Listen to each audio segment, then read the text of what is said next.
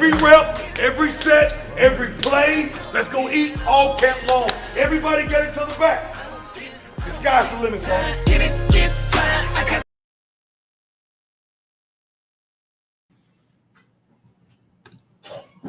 And with that, we have to, what an intro to Keeping It Orange and Blue. I'm hyped, Kev. I don't know about you just watching that video, but we got Taz Nicholson, cornerback for the University of Illinois football team, joining us. I had to put that as the intro. What's up, Kev? Dude, got me hyped, ready to go. Got our man number 10 out there, Tasmanian Devil, sticking fools. Like, let's go. See, Taz is saying he can't hear us, so let's see what we got here. Can you hear us now, Taz? Nah. You can't hear me? I can't hear you. How are you able to say that then? Okay. Okay, all right. Let's try this again then here. Let's see what we got. Technical difficulties. Oh man. I can't hear you. Okay. Nothing? Let's see what we got here. That was a beautiful entrance. It's too bad we couldn't get. Let's see here.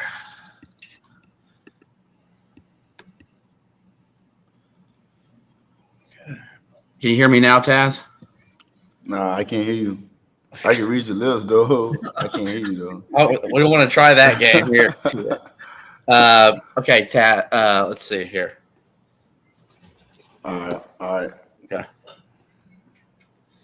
So we're gonna do this. So you get him on the phone?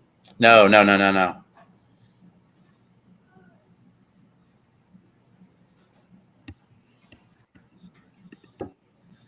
Okay. I told him I'm gonna have him jump off and we're gonna get back on. And then anywho, that intro video, my goodness. I had to start off with that. So with that said, while we got Taz coming back on, a new episode of Keeping It Orange and Blue camp starts this week. And we have to thank our sponsor, of course. Can you hear me now? Yeah, I can hear you now. All right, man. I almost want to do it again, but I'm not going through that again. Taz Nicholson, what's up, man? Thanks for joining us. No problem. Thanks for welcoming me, sir. Oh, yeah. And I don't know if you remember or not, but we chatted. Do you remember me interviewing you about 3 or 4 years ago? Yeah. That was probably the first interview I had. Hey, so what?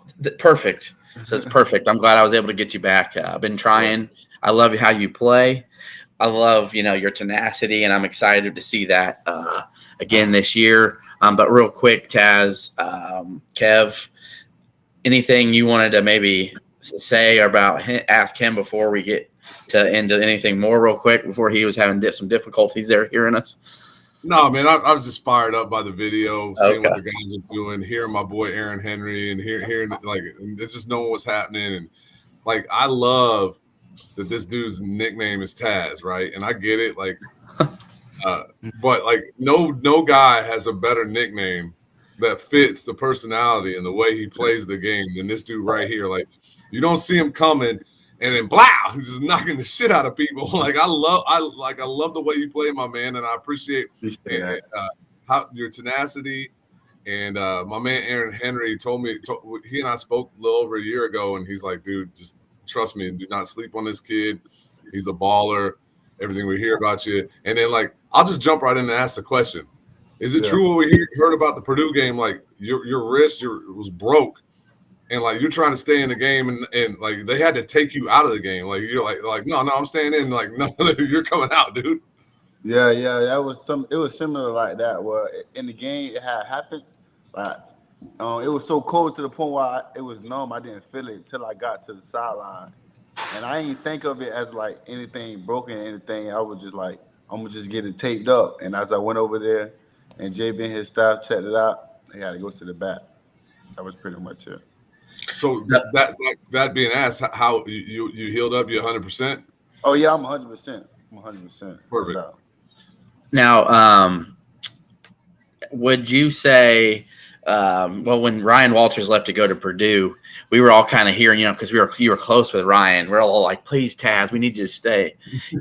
Was there anything ever in your head, or where you were like, Ryan's been my guy, but not necessarily tempting to leave, but was it always 100% like, you know what, I believe in Bielema's vision, and I did love Ryan Walters, but I believe, what Aaron Henry can do, because that's the big question as a defensive coordinator. How's Aaron Henry going to do this year?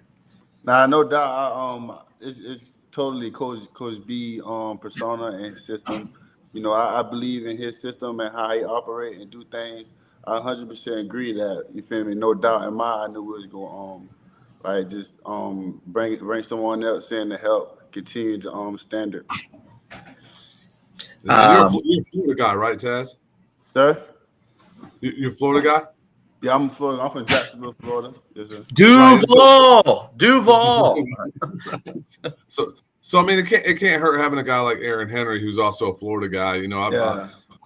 I shared on the show. I had the pleasure of meeting Aaron when he was 19 years old, and I love the man. I respect everything about him, and so that had to help. What's it been like? I mean, so like you were kind of like I think you did a lot of things on the field last year that kind of got maybe overlooked because you're next to a guy who's a top 5 draft pick, right? You're next to some other guys who get drafted pretty highly. How much are you anticipating this year of like, dude, you're the star of the defensive backfield? I mean, obviously there's a little bit of pressure there, but like, what's your thought process there? I necessarily don't look at it like that. It's a game I've been playing all my life since I was about 6. So I don't necessarily look at it like that. Whoever we are going against, I study my opponent, make sure my teammates and the younger guys are prepared for the game week in and week out, and just do what we do best on the field, and that's flying around. Now, Absolutely. I will say this, one other question mark that people have, like me and Kev, we're going to be, we break all this stuff down and we talk. Obviously, the front 7, we believe, is one of the best in the Big Ten, if not the best. The questions would be, you lose Witherspoon, you lose Sidney Brown, you lose Quan Martin. Then you've got Matthew Bailey, who has shown he can be productive. And then you've got Tyler Strain, the Demetrius. How does Demetrius Hill look to you? Does he look like a dude? I look like a dude that's ready to take someone's head off. Yeah, no doubt. Yeah, all the DBs in the room ready to take some guys' head off. It's just when their time comes. And then it's Scott, right? Is it? Yeah, Xavier. Yeah, Xavier Scott. That's right. They had some big games and big moments last year. They had to play on the road at Michigan. They played in the bowl game. I'm assuming you have 100% confidence in those guys, but to you, do you look at yourself as the leader back there just because you've been around the program so long? Yes, sir. I do look at myself as a leader just because I've been in the room the longest. But I was once in that seat before, so I understand. Like, I believe it's a process to like each step, like just becoming a leader and stuff like that. So I would say for them boys in a good position, they gonna become leader ons right once their time comes and stuff like that. But as of right now, that's what it is.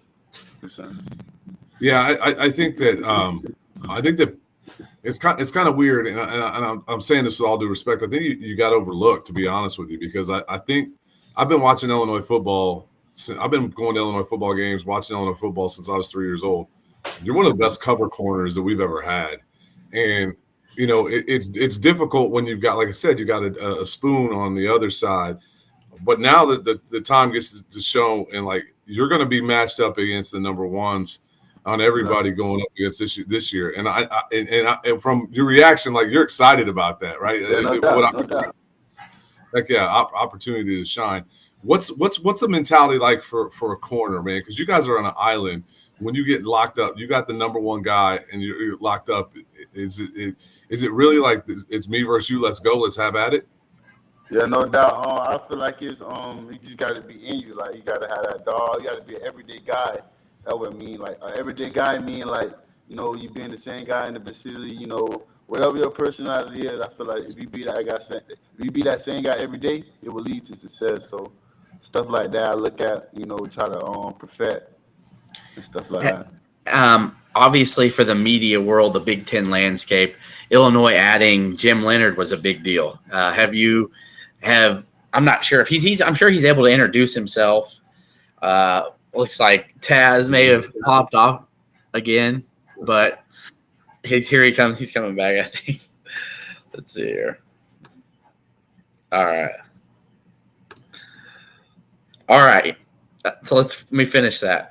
Is Jim Leonard able to introduce himself to you guys or be around? And how much do you think having a guy like Jim Leonard to, just not just maybe help Aaron Henry, but game plan things? How big do you think that is for the program? Because the media blew it up like it's a massive thing. But do you think having a guy like that's going to help? Like with Coach B, when we have meetings and stuff, he keep everything genuine with us and team meets and stuff. So he's open to us when communicating about stuff like that. I wouldn't necessarily say like I know Coach B brought him in for a reason, basically what I'm trying to say. So I'm pretty sure he's going to help us and stuff like that. I'm excited to work with him. I done did some research on it. He got a cool resume, so that's exciting. That's exciting to me. No doubt. That dude was not only has he been a stud defensive coordinator, but he was a stud in the NFL. I mean, he was a really solid player there. Yeah. And then what's it been like with the adjustment from Coach Henry moving from you guys to the DC, and then Coach Fanella's coming in? How's that been for you guys? It been genuine. Like, it been cool all the way because them guys played together, so like. Their communication is like is on point. You can't never get nothing by them guys. It's just always one step ahead when it comes to us. Always something we can work on and benefit from. So I'm excited to have them too. I'm just blessed, and I can't wait to start the 2023 season. My last question. We won't keep you much longer, Taz. We appreciate you coming on. Do you feel, and does this season maybe feel like some kind of unfinished business from last season, and still maybe knowing you guys left a little bit on the table towards the end of the year? You had the chance to win the Big Ten West, and then you see the media picking you guys fourth in the West this year. Like, I hope, and I know I would have a chip on my shoulder after seeing that. But what is your mindset, and what do you feel like the mindset of the team is heading into camp? Maybe just getting better one day at a time, or is there a chip on your shoulder? Yeah, no doubt it's gonna be a chip on our shoulder. We didn't really succeed on what we wanted to succeed last year, so no doubt we want to get to that Big Ten West and stuff like that. But our mindset just gonna be, like you say, day by day. Just coming in week in, week out, working and trusting Coach B's system. I feel like Coach B gonna put us in the right position to succeed, and we're gonna go from there, no doubt. All right, and I got two quick ones, kind of fun questions for you, Taz. Here, who are the Illini fans that maybe a guy we like the average Illinois fan doesn't know about in the secondary that we're gonna watch out for this year, that's gonna make the name for themselves? And then like who are you tightest with? Like who are your homeboys on the team? Like, who's your clique? Are you talking about as far as from DBs or like just? Yeah, the DBs, because you best to speak about, or maybe wide receivers, because you got to cover them guys. Either or, man. You tell me. Yeah, it's so many guys. Like, there's so many guys. Just give us one name, one guy that's going to stick out that we don't know maybe yet. From a DB perspective, defensive back. I give you three. Okay. TJ. You got Tyson Rooks, all type of guys. You got Elijah McCantos. You got Xavier Scott. You got all them guys going to fit into their role perfectly and going to shine, no doubt. And who's in the Taz clique? Who's in the Taz clique? Who's your one of your best buds? It's a lot of Nico Harper, Matt Bailey. Yeah. All of us tight. I would say we all tight. We always hanging out with each other and stuff like that. Nice. So I wouldn't necessarily say it's a clique. We hang out as a group. I do like, hey Taz, this ain't a knock, because I gave you compliments already. Like you about 5'10", 5'11", maybe? Right? I'm 5'11". Okay. I love the fact my man pointed out Rooks and McCantos, who are like the tallest damn DBs Illinois has ever had. I love it. Yeah. I done seen the work they done put in, so it's like no doubt they're gonna succeed. So hey Taz, I'm gonna tell you, I'm excited in a few years, and I bet you will, to see what Sabur can do. Yeah, no doubt too. Yeah, I forgot to mention him. Sabur, another one. That dude's about 6'4" and a half, athletic. Yeah, I mean they've got some long athletes back there. A lot to be excited about. But we appreciate you, Taz. We won't keep you much longer. I know you got to get ready for camp this week, I think. Is this your final year, or do you have another year of eligibility? I got another year. Oh, hey, but you know what? I think you got bigger things in store for you heading for next summer. So, but it's nice to know that you do have another one if you could. So, hey, we saw Spoon signing bonus. We want that for you, young man. Like for real. So, hey, real quick, I got one request, one prayer, one hope, one wish for you. No matter what, stay healthy this year. Best of luck, young man. Thank you so much for joining us. Yes, sir. I appreciate you. Anytime, guys. Hey, we appreciate you. Come on back, man. Appreciate you. We will. I got you. I appreciate you. All right, Taz. What a guy. And now, Kev, love that. I don't care that it was mixed up, a little jumbled. Beautiful intro. He's one of my favorite players on the team, man. Knowing he played with a dislocated wrist and he still kept playing. Like, that's a tough dude, man. That's a savage man. That's like Ronnie Lott saying, chop my finger off so I can continue playing kind of stuff. Yeah. Real quick before we bring our next guest on, it's last but definitely not least. I want to thank Hometown Hype Apparel, 217-278-0120. Promo code Orange and Blue right now. Get 10% off your first order. So that would mean the new swag we got for Keeping It Orange and Blue, $17.99, any color, any size. They'll ship it to you within a couple days. Kevin, it sounds like our shirts will be coming in this week, so we'll have them ready for next Sunday. So hometownhypeapparel.com. I'm excited. Hey, and heads up for those folks who bought them already. Understand this: if you ordered them, like the shirts were not made yet. Like we put that out on the forefront. And Scott was just trying to check and see what kind of order delivery he was going to get. So if you order some shirts, they are coming. Just understand they weren't even created yet. So he was kind of like waiting to see what happened. I think he lacked a little faith in the number that we could deliver. But those shirts are really dope. I'm excited when we get them in. We'll be rocking them for you guys. I look forward to rocking it in Lawrence, Kansas in a few weeks. So good shirts. They're beautiful shirts, and go check out hometownhypeapparel.com anyway for whatever other material, clothing, like koozies. I think he's got hats, but just the shirts that he has, the material, they fit good, they look good. So go check him out, and we appreciate you. So now he's been in the green room. He's been waiting. He's been, cracking his neck. He's been hitting a heavy bag. We're about to bring our guy on, and you know him. You actually gave him more. You gave him plenty of love. He has the TNT Podcast, and he seems to be a really good guy. I talked to him earlier. Bobby Wilson is joining the show. So, boom. What's up, Bobby? Hey, guys. Thanks for having me. Oh, yeah. No problem, man. Kevin's been a fan of yours, and he was mentioning to me, a few weeks ago, like, hey, we got to get this guy on.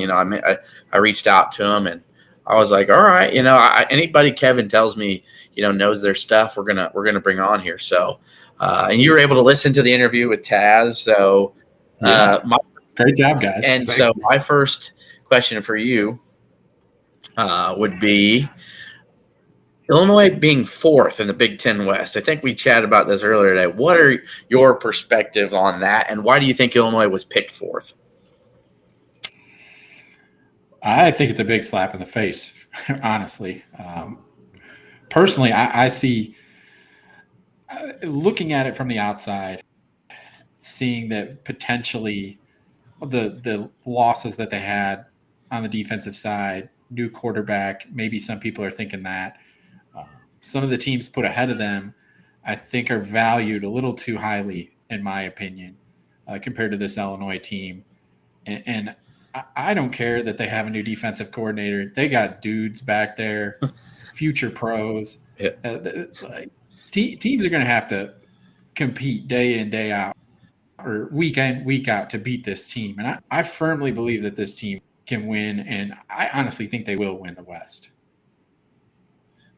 And me and Kevin are going to do our official predictions. I keep saying it for a month, but I'm thinking about doing it maybe in mid-August. I think 2 more weeks, Kevin, we're going to do it because I see a lot of people, putting their predictions in now. And even though I love to be first, I'll wait. We'll wait a couple more weeks, and we'll do that. So, no, Bobby, you are you are from Illinois, but would you consider yourself an Illinois fan? I mean, it's tough when you're running an objective podcast. Like, let's clear the air there a little bit, right? Okay. Well, I live in Eureka, Illinois. So about an hour, 15 minutes north of Champaign. I grew up in Flint, Michigan. I played college basketball. I was a head women's college basketball coach at Eureka College. So that's what brought me to Illinois was basketball and coaching. So I will be completely honest. My dad played basketball at the University of Michigan. Okay.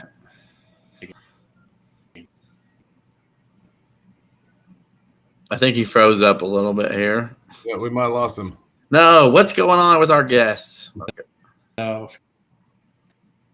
okay, we'll see. We'll try this. We'll try and pop in and out here real quick. I'm worried it's this Tolono, Illinois internet that I've got going on right now. I do have a. Is that why you're been blurry, man? Are you in Tolono? Yeah, I'm at my mom's house. You been here?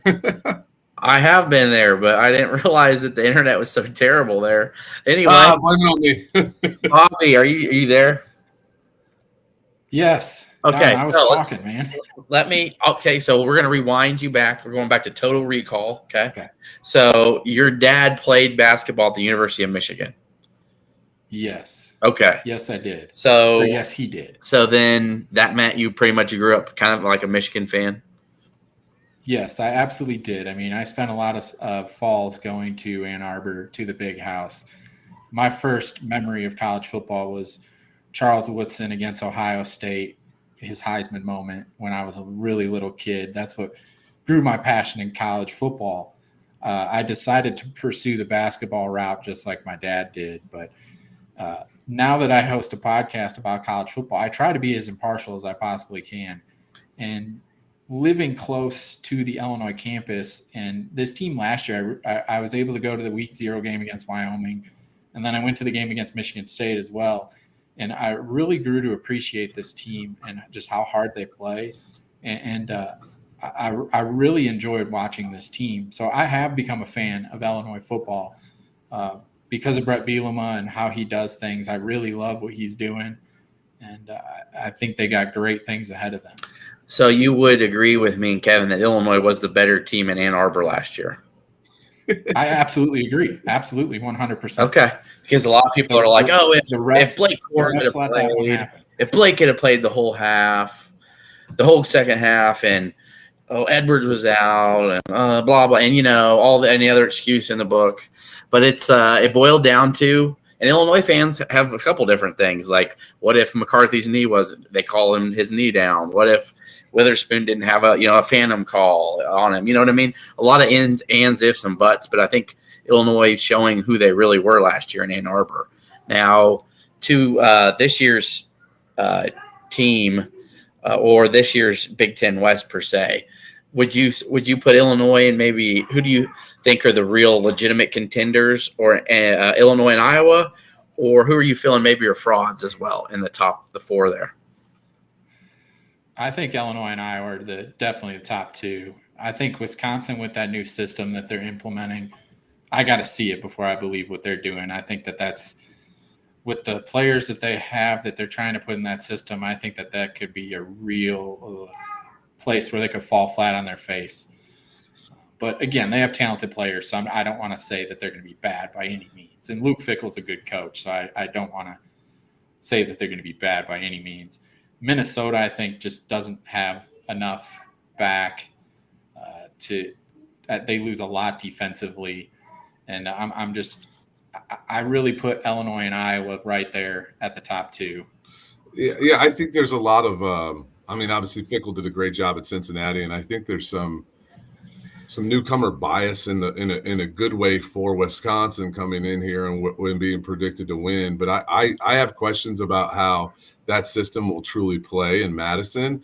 Heck, they've got a night game coming up in November, right? It's interesting to me, but at the same time, I understand why prognosticators look at Illinois and say, "Hey, listen, you lost your best offensive weapon, you lost your second best offensive weapon, you lost two offensive linemen, you lost some amazing guys in the secondary, four guys in the secondary who are NFL camps, three who got drafted," and to say, well, they're gonna slide back. But at the same time, Illinois is fourth in the conference and all Big Ten players returning. So do you think it's more of a question that the prognosticators are looking at Illinois and saying, what does Illinois really have in Altmaier and in the backfield, and can the secondary hold up? I mean, those are the questions, right?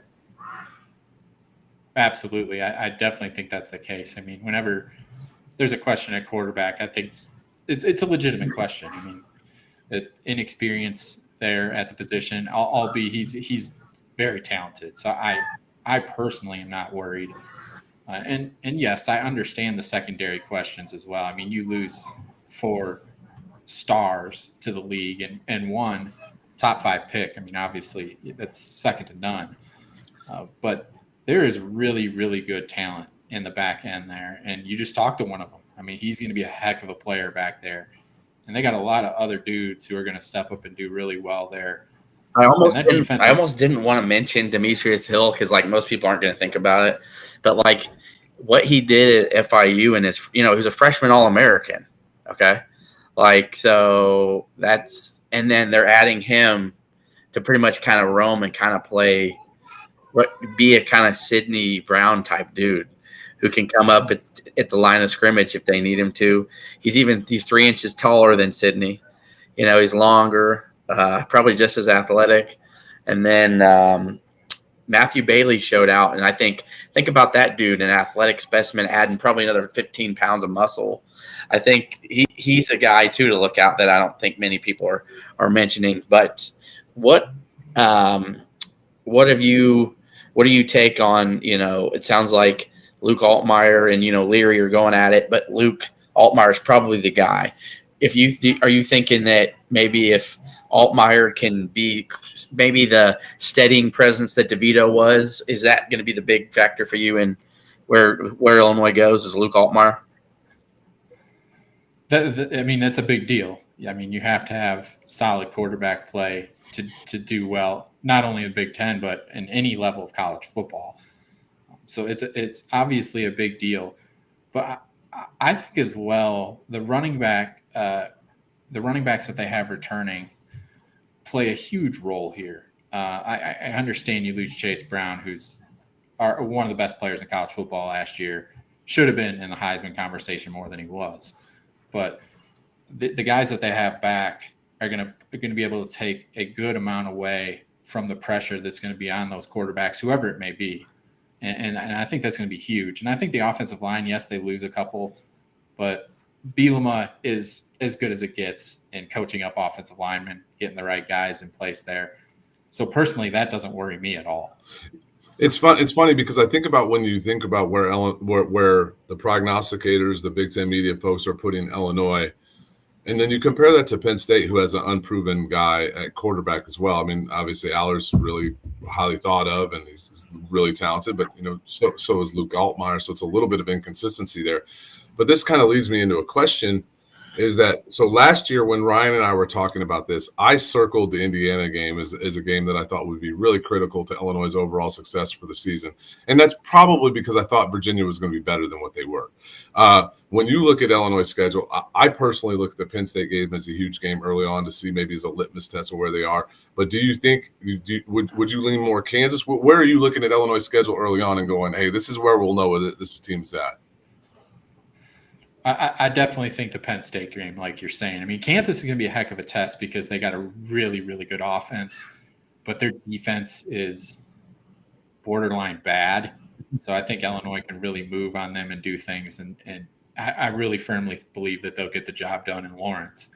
And I think Penn State is the real barometer because I think Penn State's going to be pretty darn good. Yes. And I firmly believe that Illinois can beat them in that game, and that's a big one. That definitely is. I think it's one of the bigger games at Illinois in quite some time. Big noon kickoff. Joel Klatt, Gus Johnson, the old having the camera behind having the sky cam, all that. Oh my goodness, it's gonna be dope. Speaking of that, Penn State, Illinois matchup, which I think we all agree is going to be the big one. I would say if you look at the schedule as well, Bobby, Illinois, even when they get to FAU, I think the schedule sets up, it's like a staircase, Toledo, who's going to probably be a 10-win team this year. I think the only game, that I've seen many guys like Phil Steele and others projecting them to even be an underdog in is the Illinois game, maybe, and maybe at Miami of Ohio. But so they're looking like a 10-11 win team. And then they've got their star quarterback, which I'm excited about that matchup for Illinois to have that in week 1, because in week 2, you get Jaden Daniels in Kansas. So you've got 2 very athletic quarterbacks back to back. So that sets up Illinois' defense to be prepared for what Kansas is going to bring them offensively. It's really similar. So having that at Kansas and then having Penn State at home, I think that's going to set them up nicely to be prepared for Penn State. And then you can't count out FAU when you got Tom Herman at the helm, right? Absolutely. They're going to be extremely well prepared and well coached. He's proven that he can do well in the AAC while he was at Houston. So given some time there, he's going to do really well. And I agree, DeQuan Finn at Toledo is an absolute superstar in the MAC. Illinois, they'll be ready. I know they will. Coach Bielema won't allow them not to be, but they better be, because that Toledo team's darn good. Real quick before Kevin gets one in, because he always has great questions, so I always appreciate that. I try to come up with really good ones, because I'm like, I'm going to stump Kev. All right. So with that said, Kev, why do you think guys like Phil Steele, who I respect a lot, has Illinois' offensive line 53rd? Why would they have that? Why would he have that? And he's like this genius, he knows it all. But why would he disrespect them so much? It's just kind of, I just don't understand. I think he's looking at the fact that they lose some key pieces and maybe not looking at the depth. Because it's not like they didn't. Guys like Phil, they still brought back quality though, too. Right. Guys like Phil Steele, I think it's just. I'm trying to do that myself. I break down every single team in college football, and it's really, really hard because you can't know everything about every team. But guys like him, I respect what he does. He's the best at it. He's got 20 guys though. He's got 20 guys that work for him. I got me. Yeah, you got you. But I'm just saying, you got 20 guys and you don't realize who they have coming back. Right. Yeah, I think it's disrespectful. That they got dudes coming back, and then the depth is good. That's what I don't understand that. Brett Bielema's got that on the chart. I promise you, he's got that. Oh, I guarantee he does. And so that's why I'm actually okay that Phil Steele and the rest of the media has disrespected the team so much. I think it's wonderful because they're going to come into Toledo prepared. I promise they will. And I think those are the Brett Bielema coach teams that always do the best. The teams that are like least thought of. And that's the crazy thing too, is because this team is so talented and they're not thought of very highly. So I think it's a mixture for something amazing. Well, I think there's a lot of it that stems from, and I've heard people talk about this when you look at the overall star rankings on the total roster comparatively. I heard some guys recently, I listened to a podcast where they actually gave a game preview of it, and it was a gambling podcast, and they said something like Toledo is 74th in the nation in overall talent from a star rating, where Illinois is 65th. But I think that fails to factor in the development that really has happened under Bielema. And I think that's been the biggest shift for Illinois in the past few years, is that, I think Lovie Smith brought in some talent, but Brett Bielema has developed them. Case in point, see Devin Witherspoon, see Kirby Joseph, see Johnny Newton, see Keith Randolph. Those guys have flourished since they've been in the Bielema system, and I think you'll continue to see that. I'm excited about this Big Ten season. I think the Big Ten West is going to be hyper competitive again. The one thing I do remember last year, I was listening to Dusty Dvorak and Danny Cannell before the season, and they said, hey, listen, there's 5 teams that are going to battle it out for the Big Ten West. The 2 teams that they didn't even consider were Illinois and Northwestern. Illinois wasn't even considered, and Illinois was in the driver's seat towards the end of the season. That being said, what's your outlook for Purdue? I have not got a chance to listen to your Purdue breakdown yet. Where do you see the Boilers of West Lafayette? Do you think they factor in the Big Ten race this year? We talked about Wisconsin, we talked about Minnesota, we talked about Iowa. Obviously, a lot of changes in Nebraska yet. They've yet to prove it. But what's your thoughts on Purdue? I think they're another one where they got to kind of prove it themselves. I think there's a lot of new pieces there that it's definitely going to be a work in progress. And their first game is against Fresno State, who has won, I want to say, 8 or 9 games in a row. So that they're going to have a battle on their hands right there. Fresno State's got a lot of new players coming in. Yeah, losing Jake Hayner is a big deal. Yeah, and they lose Mims at running back and Moreno Cropper at wide receiver. So, I mean, they lose a lot of guys. But they still have that's no gimme. No pedigree. I'm curious to see how Hudson Card does. I mean, he had some really big flashes at Texas, and I know he had some injuries, but he was just never able to hold on to the job. And while I think we could say that about Luke Altmaier, I mean, he really – I just feel like Kiffin just wanted Jackson Dart to be the man no matter what. Even if he had bad games, you weren't seeing Luke in there. So to me, it was just Dart was his guy, and he liked having a guy that he knew could get the job done if he needed, but he just wasn't going to transition from Dart. You know, you've seen that all over in the NFL at times where we're like, can we just get the backup in right? I know the backup's always the most popular player, but I think from what I've heard, Bobby, the players love Luke Altmaier, throws a really good ball. Maybe not it's DeVito-like, but I don't know if his arm strength is the same, but it sounds like intermediate throws, he's very accurate, and he's actually more athletic than DeVito, which DeVito had some fun moments where he got to show off his legs a little bit. Sounds like Luke's got a little bit more – he's got a little more cooking. So I'm excited to see where Luke can go, and then, you know, if Hudson Card's going to be able to – you know, show out like he did against Alabama last year. So that's going to be – and then what about Nebraska, for Bobby, with that situation with Matt Rule? Do you think year one's just going to be too tough to make them a bowl team? Well, first, going back to Purdue just for a second, I think if Graham Harrell, their new offensive coordinator, could have handpicked a quarterback, I think Card is that guy that he would have picked. So I think he's a really good fit in that system that they're going to try to implement. But we'll see. But then looking at Nebraska, Matt Rule is a heck of a football coach. So I'm never, ever going to question him as a coach and what he's going to be able to do. It's going to be really, really interesting to see Sims running that offense and seeing how he does with that. He's very talented, but all he ever really had around him at Georgia Tech was Jahmyr Gibbs, and we saw how good he was. So it's going to be interesting to see what he can do with a bit more talent around him than he had at Georgia Tech. But I don't see Nebraska being a real player in the Big Ten this year.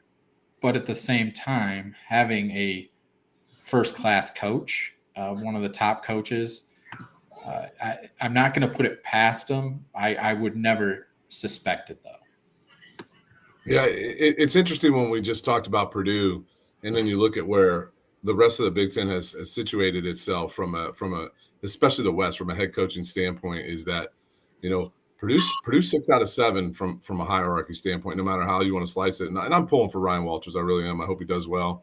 I just hope he's not at Purdue too long, and I hope it's in a good way for him, because I do like what he did at Illinois, and I like the rivalry that he has with Bielema. It's kind of fun.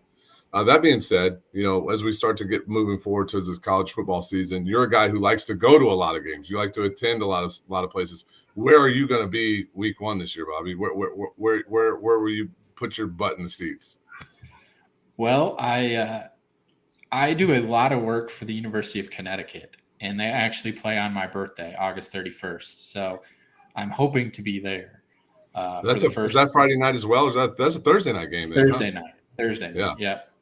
And then Saturday, September 2nd, I've already got it planned to go to Western Kentucky to see South Florida and Western Kentucky. I had the privilege of having Austin Reed, their quarterback, on my show a month or two ago. And he's a fantastic dude, and I'm really looking forward to seeing him play in person. Alex Golish, former Illini assistant, is the head coach at USF, right? Yep, he is. Yep.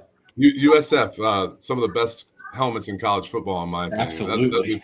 That'll be a fun one. There, and then, are you planning on making a way to Champaign this year?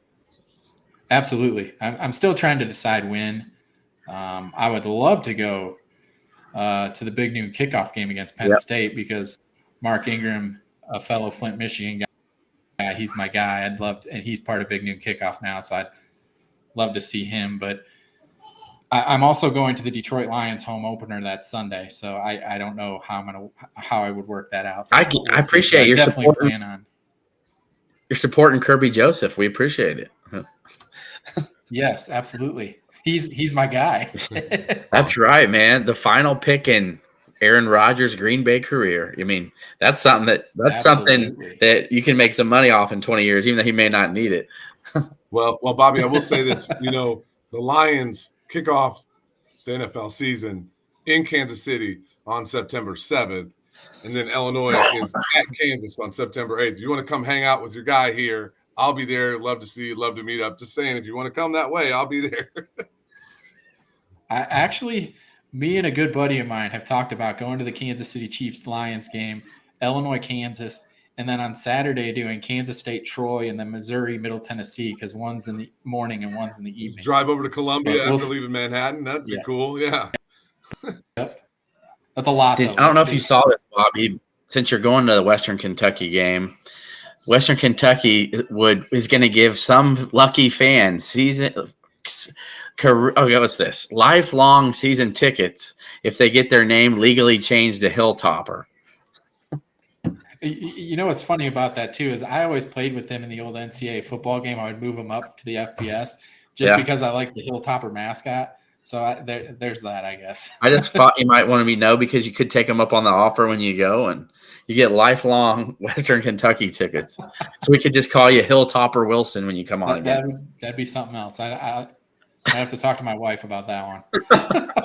I still have an irrational hate for Western Kentucky for the 2009 NCAA basketball tournament, but that's beside the fact. So we shouldn't have been a 5 seed.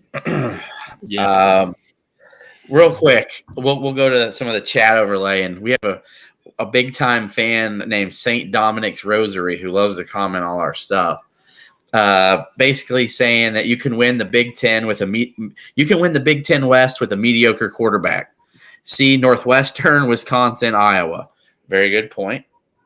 I don't really care what Phil Steele says. These national guys are stuck on stupid. You got national guys hyping Wisconsin. Why, I don't know other than Luke Fickell being the coach. Which, I mean, I can understand. There's been a lot of disrespect with the media, like who's the best coach in the Big Ten, and they never even put Brett Bielema in the conversation. Like, he has the most Big Ten titles of any coach in the league. I mean, hello, McFly.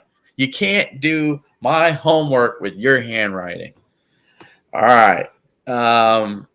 Purdue is a dumpster fire waiting to happen. You can't be a defensive head coach at Purdue. The coaches that put an emphasis on offense at Purdue were the most successful. See Jeff Brom and Joe Tiller. Do you agree with that, Bobby? Would you agree with that sentiment that you need to be an offensive-minded head coach to win at Purdue? It definitely seems that way. That's been their MO throughout the year, or throughout their recent history, that's for sure. Well, before we wrap this up with you, because we're going to get there, and we all got kids, youngins, and we can hear them in the background running around. Sorry about that. Get off me. Yeah. I've brought my son on the show a couple times because he just can't be without me for that long. But everybody can catch you. TNT College Football Podcasts. I know you're on Spotify. Are you on Apple Podcasts as well? Not yet. Okay. Unfortunately, just Spotify for the most part. Holler at your boy. I'll help you get the hookup. It only took me 3 months to figure it out, but I did it. So. Hey, I will say this. I had the pleasure of Bobby came into my feed on Twitter, just in the college football realms, the college football circles, and you're breaking down every single Division I football team this year. And I've listened to quite a few of them, and it's been really impressive work. I think you do a really nice job, especially do it solo. They're short. It's half hour or less typically. I think you do a really great job. Are you done? Or are you still working through them? Still working through it. I have the Pac-12 starting tomorrow. Interesting that I have Arizona tomorrow, so I think that coincidentally works really well. But then I have the SEC in the Sun Belt, and then I'll be done.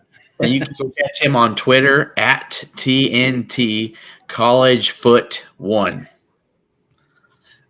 This is Bobby Wilson. We appreciate him. Eureka's not far away from me. I pass by it sometimes, and I might just stop and say, "I've heard you guys got a great ice cream place there."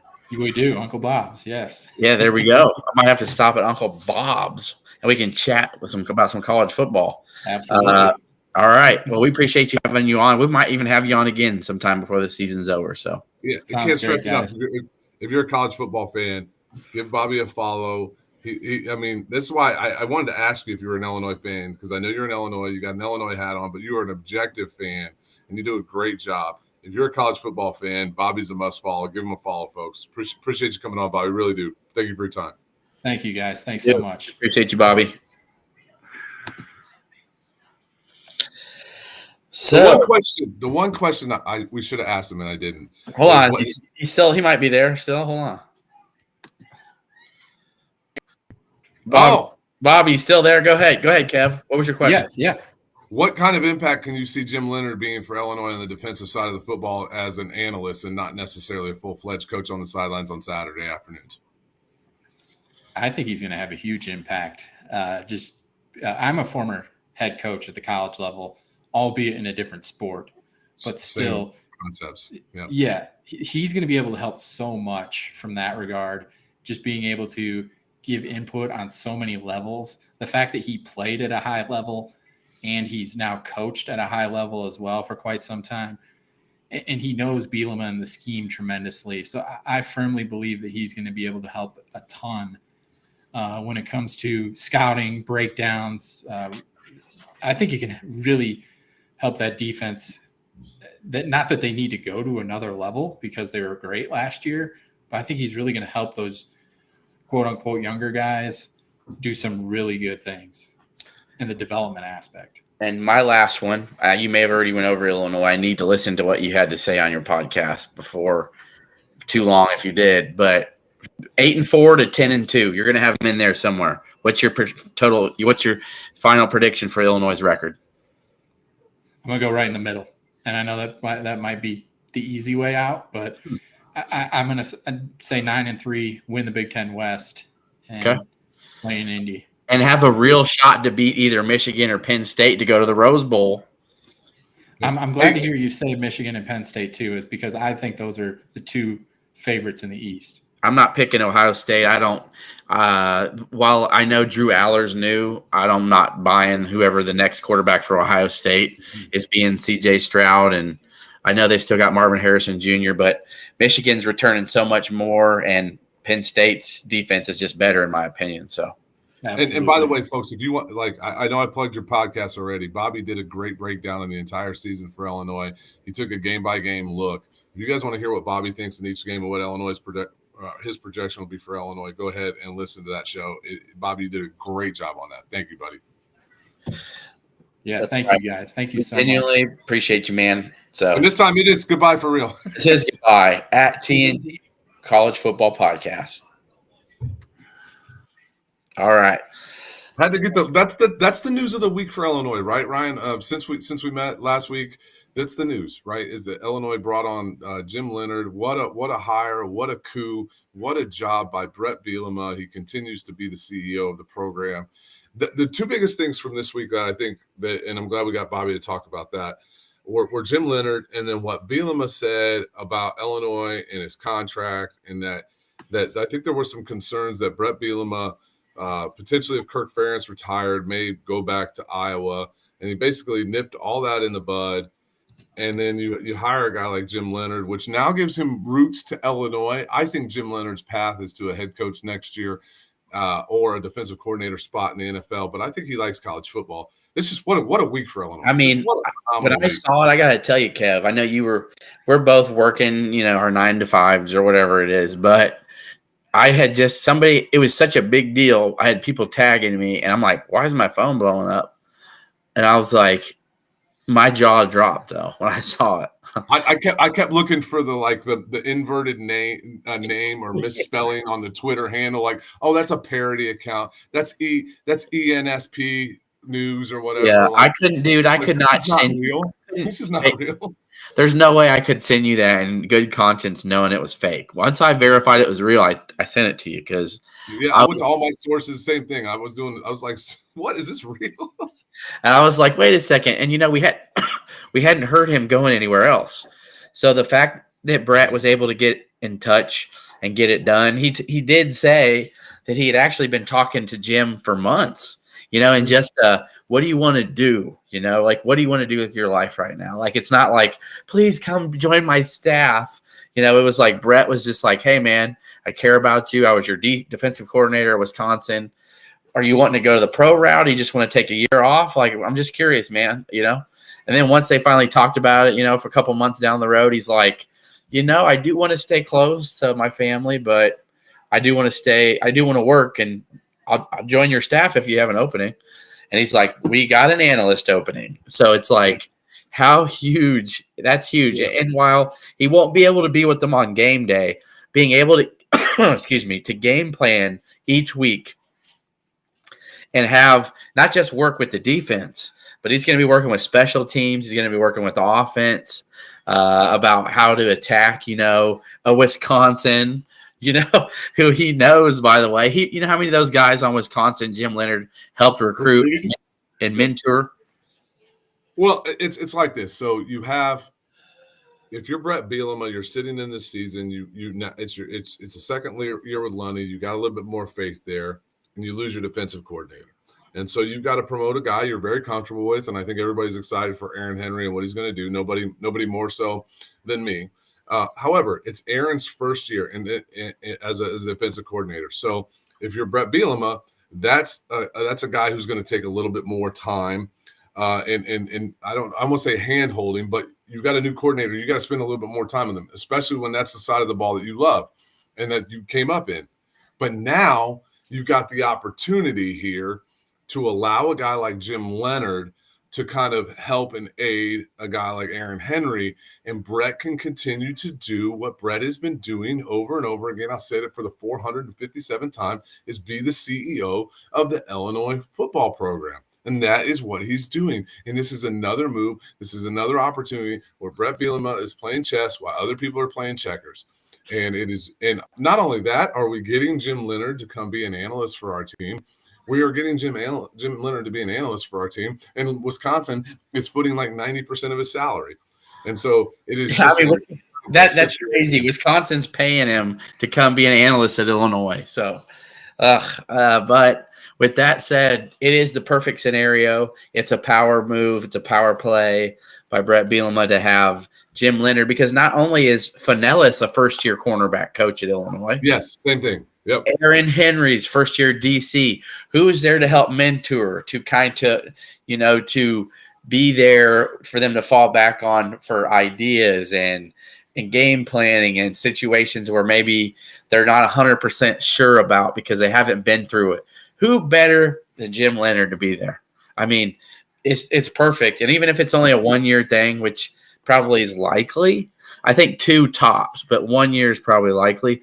I don't think that they could have anywhere else better to fall back on to have them help and to get it together.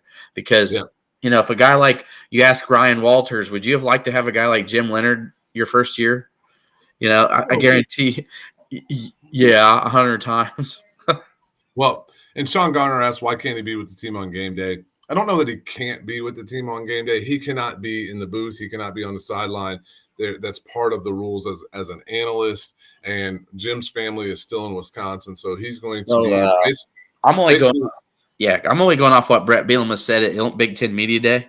Sunday through Thursday, be with the team, basically. Yeah, he basically said Monday through Thursday, maybe Friday morning, he's going to leave and go back to be with his family. It's not just for his family. He just said that he won't be with them on game days. He's not going to travel with them or do any of that. So, and he's also got a hip surgery that is coming up, and from his years in the NFL, and I think this gives him the opportunity to not be a sideline coach. Maybe this is, and I think this is a big reason why Jim Leonard is not on the sideline for somebody because a lot of people wanted him and would have hired him. I mean, hell, I think Purdue would have loved to have him. Let's be real. He's more accomplished than Ryan Walters, even though Ryan Walters is very accomplished. But I think Jim looked at the Wisconsin move and said, all right, I need this hip surgery. I'm going to take a year. This is a great way for him to still stay in the game, connected with somebody who respects him, Bielema. It's just an incredible move. Incredible. It is. It's super incredible. I'm just stoked for the season to start, Kev, and we've got a lot in the next month to talk about, some predictions, some new shows introduced. We also have a couple other guests to come on to talk about Big Ten West and maybe their team a little bit. So a lot going on. Spain basketball trip, right? I mean, like we got to Spain. We're going to be talking about the Spain. We got possibly some more, hoops players coming on. And by the way, a big salute 100%. To Dre Gibbs Lawhorn. Not just gracious, but fun. He just wanted to bless us with that beautiful video he sent earlier with his mom, and they were loving it, man. They sent me 3 takes. And they said, it was just fun watching him try to ad-lib and do some fun things. That was the best one that I sent that I sent. But, man, he did that with love and because he appreciates us. And let me tell you right now, that man loves everybody. But I didn't make him say all of that. I sent him a little script, but he kind of did his own thing and made it sound beautiful. So it was really cool. It was really cool, too. So yeah, so great guy. I love the emphasis on the dunk. I told him, do whatever the hell you want to do. So we appreciate Dre. He's going to have a big year and a big trip in Spain. So really quick, before we do final thoughts here, Kev, unless you have anything else you want to talk about, I'm going to do a brief little recruiting tidbit. So it sounds like, in the past, I had said Dalen Platt was going to be a pickup at some point. Yep. I think that's going to end up being a little different because Illinois is leaning a little bit differently now. I'm thinking that Ricky Knight's going to decommit from Florida State, and he's going to end up in Illinois. So that's a big deal. Great win there, yeah. Yeah, they just landed a 5-star kid there at Florida State, and it sounds like Illinois is more than back in it with Ricky Knight. So they're going to take either one or the other. They were going to just go ahead and take Platt because they liked him, but Ricky Knight was their first choice. So it sounds like Illinois and Ricky Knight's a real thing, and not necessarily sure when he's going to decommit, but I know it rubbed them the wrong way that they went ahead and took that 5-star cornerback. And you can't really, I guess you can't blame Florida State for doing that, but I think it's going to end up being a good thing for Illinois. So I just wanted to throw that tidbit in here. And I still have Josiah Knight, August 18th, is going to be committing to Illinois. I've still had that prediction out there. Still Illinois to me. I still got all Illinois vibes. So I just wanted to throw those 2 football recruiting tidbits out. Yeah, right on, man. Yeah. All right, Kev. So I'll let you finish this off tonight with final thoughts for a fun week with Big Ten Media Day. And basically seeing Illinois getting disrespected, 4th in the Big Ten West. I'm sure you got some golf stuff to talk about, whatever you want to talk about. I'm going to talk some golf stuff. Unfortunately, Steve Stricker did not play in the Champions Open major this weekend over in Britain. That's okay, or England, or wherever the hell they were playing. I really don't care. The Senior British Open. I'm going to call it what it is. Let's start the Canadian Open, the Canadian Tour. Tommy Cool with a top 3 finish, shot 15 under. Our boy Adrian Dumont de Chaussart, another top 10 finish on the Corn Ferry Tour. He finished 10th. Played really well through the first 3 rounds. Did not have the best Sunday, but still a top 10 finish. And then our guy Nick Hardy with a really good showing at the 3M Open, finished 13th. He was the talk of the golf world on Thursday when he broke his 9-iron behind a tree on a shot that ended up and gave him about a 15-foot putt that he sank for birdie. It was an incredible shot. Illinois golf continues to show out. I'm going to talk about it because I can't help it. It's it's July 30th. I mean, we can only talk so much football and baseball when it's not football and basketball when it's not going on. And yeah, the Cubs just took 6-8 from the Cardinals and 2-2 from the White Sox, but I ain't gonna rub that in. But hey, it's all good. Hey, you know what? I'm a Cardinal fan. I've always been a Cardinal fan, but the way this team was ran this year, the way they were put together, it doesn't hurt my feelings. I mean, it's weird to see them selling and getting rid of Hicks, and Flaherty will be gone. Montgomery's already gone. So it is what it is, man. After this, the first 2 nights of the series with the Cubs, man, I'm done with the Cardinals this year. It is what it is. So with that said, Illinois is a golf school, Kev. We know that. But it's becoming more of a football school, and it's always had that basketball, mentality. So with that said, Illinois fans, you have one more week to get your tickets to get at a discount rate for Memorial Stadium. So many good games available. Like, there's no reason there shouldn't be 50,000 fans at every game. There isn't. The Toledo matchup. 9-10 that's a 10-win Toledo team coming with the best. They're going to have that quarterback, Finn. He's going to get drafted. I'm just telling people. So you're watching a kid who's going to be probably drafted between the 5th and 7th round next year, but he's going to be on someone's team next year in the pros. Why not come watch that? It's going to be fun, exciting. Let's see how the defense does against a guy like that, an electric quarterback, because then you got Jaden Daniels in week 2. You want the team to be prepared for something like that. So it's a 6:30 kick, September 2nd. It's going to be beautiful night game. Then you got big noon kickoff with Penn State. I mean, does it get you in FAU and Tom Herman? You got Nebraska coming on a Friday night game. Who doesn't love when Nebraska comes to town? Because their fans are going to travel. You got a homecoming game with Wisconsin. You got Indiana and Northwestern. Just come to a game. I mean, just do it. These guys deserve it, Kev. So that's my final thought. I know I'll be at least five of the 7 home games, and I'll be seeing you for Thanksgiving, Kev. I know you'll be back in these parts for Thanksgiving. I'm actually trying to really join our boy up in the Iowa game and then possibly the Northwestern game. So do the back to back. But yeah, I will not miss the Thanksgiving game. Awesome. So we appreciate you all, though, again, who subscribe, who follow on YouTube, Spotify, Apple Podcasts. We salute you. We appreciate you.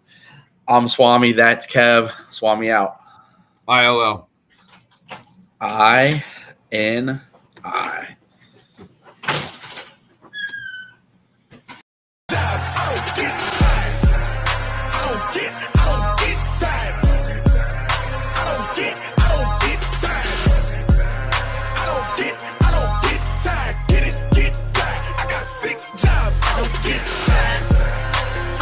Every rep, every set, every play, let's go eat all camp long. Everybody got